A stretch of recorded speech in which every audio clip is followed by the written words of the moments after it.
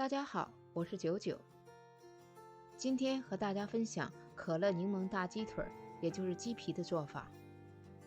这道菜做法简单，吃起来酸甜可口，不油腻。准备2个大鸡腿，一共重800克。做这道菜最好是把骨头剔掉，而且剔骨后的鸡腿要保持完整。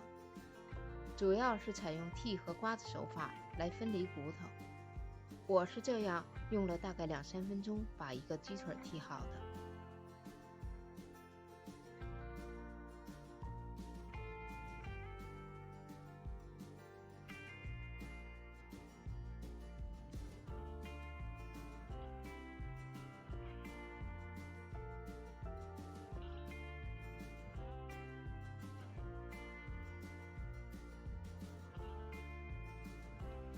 2个大鸡腿剔完骨后重600克。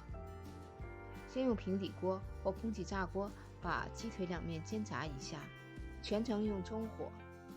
锅内只需放很少一点油，先煎带皮的那一面，油会越煎越多的。两面一共煎10分钟左右，煎至两面金黄就可以了。我个人更喜欢用空气炸锅来做这一步。把鸡皮朝上摆入栅栏内，不需要刷油。空气炸锅设置为摄氏175度，华氏350度。鸡皮朝上那面炸了20分钟，翻面后继续炸15分钟。空气炸锅这预炸的部分就做完了。锅内加入1汤勺油，加入2大勺糖，红糖、冰糖、白糖都可以。用小火把糖炒至融化，这个过程大概要5分多钟，不能用大火炒。加入预先炸好或煎好的鸡腿，翻炒几下，让鸡腿两面都沾上糖色。加入2汤勺生抽，加入姜片和去籽的柠檬片，柠檬起到了料酒和醋的作用。倒入600毫升的可乐。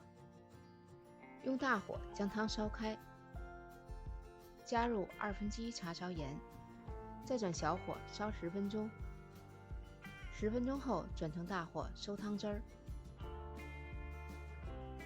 这期间要经常翻动鸡腿，以免粘锅底。大概6-7分钟，汤汁儿就收得差不多了，可以把鸡腿盛出锅了。给鸡腿切条，浇汁，撒上熟芝麻。